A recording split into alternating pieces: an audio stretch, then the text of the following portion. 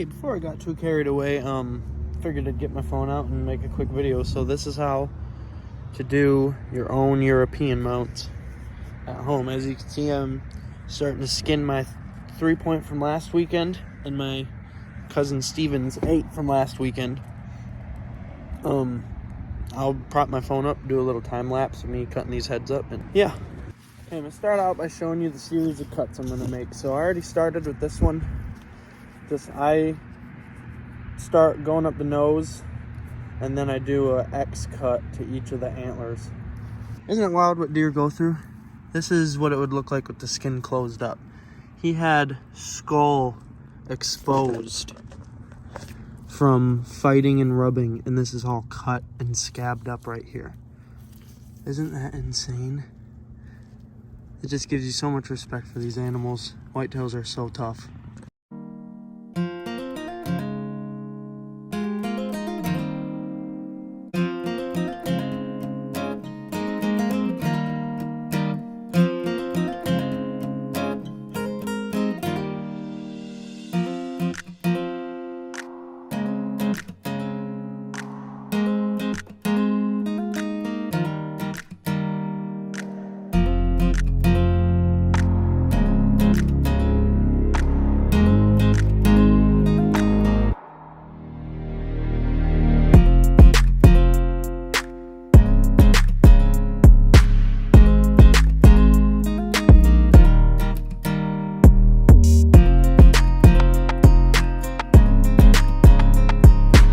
Okay, so I just got finished skinning up my buck from last weekend, and I wanted to show you guys something cool. So this is how you can tell every time if a buck is a yearling, aka year and a half old, or a 2-year-old, like I'm thinking that buck's gonna be. So when they're a yearling, and it's their first, a yearling is a buck that's a year and a half old. It's his first rack.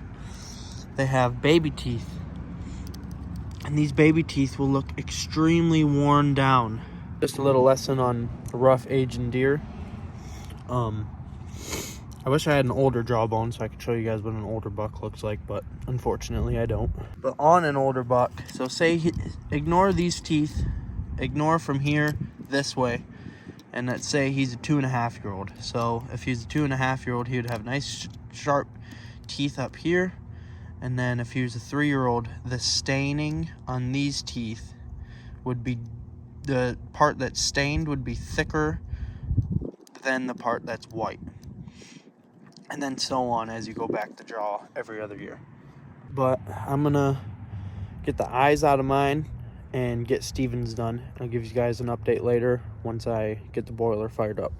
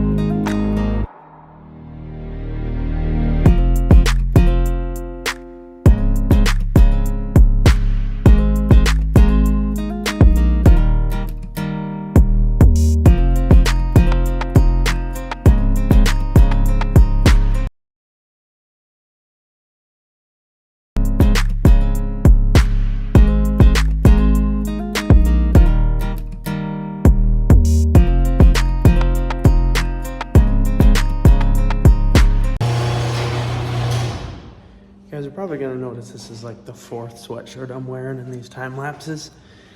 I'm a busy guy, but let's finally finish this up.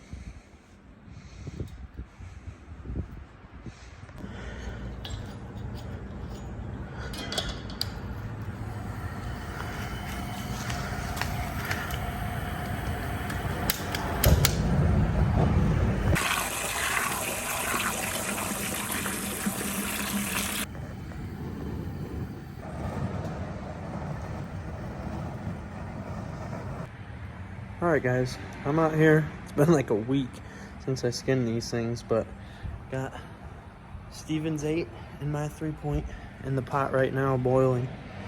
So yeah, I'll have these boiled by the end of the night, and probably tomorrow we'll be degreasing. Okay, the boiling step is done. I just went and took the skulls out of the pot and threw them in the bed of my truck. Go power wash them later on tonight. And I'll take a little bit of video of that process later on. Let this cool down, go clean up dinner, and that'll be the night.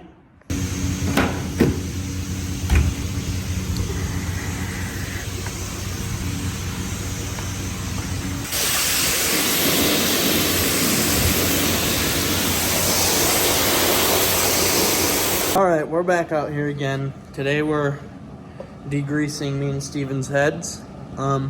Just boiled them, what, 2 days ago, I think? Got the burner fired up now. About to put some of this Dawn in there. And then heads are sitting over there. In a couple minutes, I'll throw them in. It's nice, it's been raining the last few days, so all the flesh on the heads has stayed like wet and they haven't dried out, so I'm hoping that means the grease in them is still wet and it can draw it out better, but we'll see. I'm hopeful.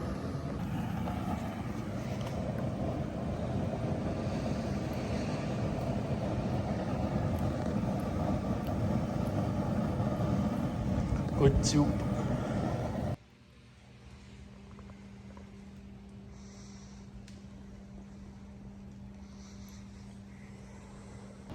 Okay, I just got back from power washing. This is what they look like power washed. Yeah, both these turned out pretty good. Got pretty much all the meat off of both of them. I just gotta let them dry for a little while. The tooth fell out of this guy. Gotta zip tie him to close those nose bones up, and then put the whitening paste on probably later tonight. I'll do that, but yeah, I'll do a quick video of me putting the zip ties on the nose. For all the other ones I've done this year, just pretty simple. Take a zip tie, put it around the main part of the nose here, and crank it down so that it pulls the bones of the nose together.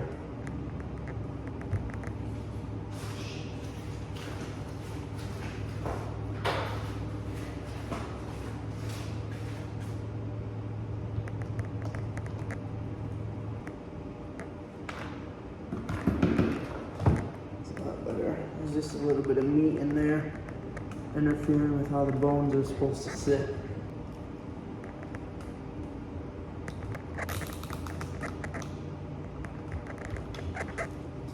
Honestly, I might have degreased this head a little bit too much.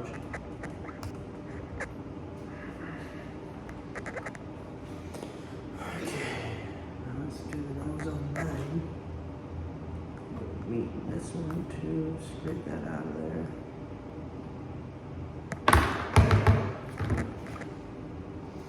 I've learned that these fishing pliers with the little hook on the end are very nice for pulling meat out of the nose and out of the brain cavity.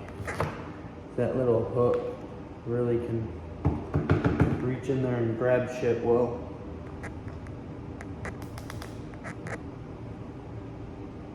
That one's sitting perfect. All right, so that's what it's supposed to look like. Zip tie, holding it on there. And so now I'll probably let these sit like that for a day, actually. Let the tendons and meat dry up so it'll hold it, keep it that way. And then I'll put the paste on tomorrow. But yeah, that's about it.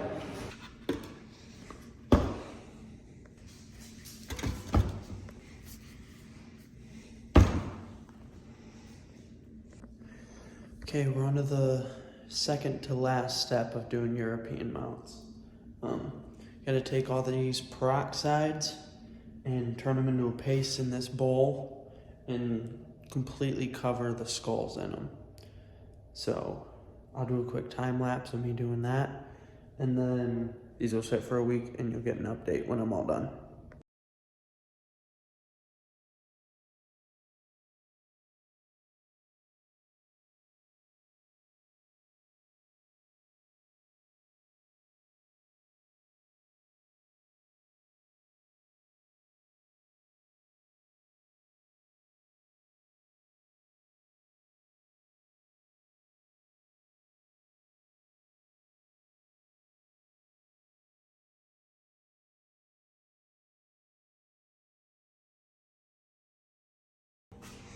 Alright, this is the finished product of what they look like covered in the paste.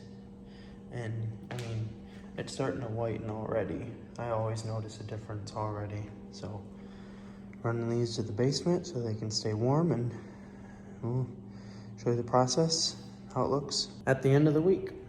So looks like mine and Steven's skulls are white enough, so on my way to work I'm gonna go drop these, not drop them off, I'm gonna go power wash these and then take Steven's head to work with me and drop it off to him. And we'll be all done. Just got to the car wash. It's the next day. I just decided to be lazy yesterday and not actually spray these skulls off, so I'm gonna do it right now. I just got to the car wash.